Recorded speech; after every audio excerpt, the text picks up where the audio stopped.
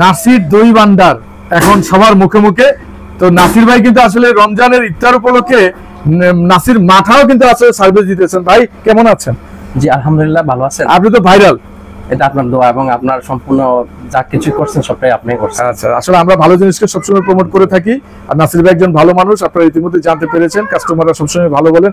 তো মাঠাটা আসলে কেমন, কি বা কি ধরনের সুবিধা আছে একটু বলেন। মাঠার মধ্যে আমি কোনো লাভ অংশ নিতেছি না খুঁজা, কারণ ইফতারির জন্য মানুষ দোয়া করবো আমার জন্য, টাকাতে কিনে নেবেন, তারপর আমার জন্য দোয়া করবো খাইয়া, মানে এই এত স্বাদ পাবে, এত স্বাদ পাইবো। 1 লিটার মাঠা বেচতেছি 120 টাকা, আর হাফ লিটার বেচতেছি 60 টাকা। কিন্তু ব্যবসা একেবারে না বললি না, যে কিভাবে যে দইটার আমি হিসাব করি, দইটা কত টাকা বিক্রি হইতেছে, দইটার হিসাব করে আমি মাঠাটা দিতেছি।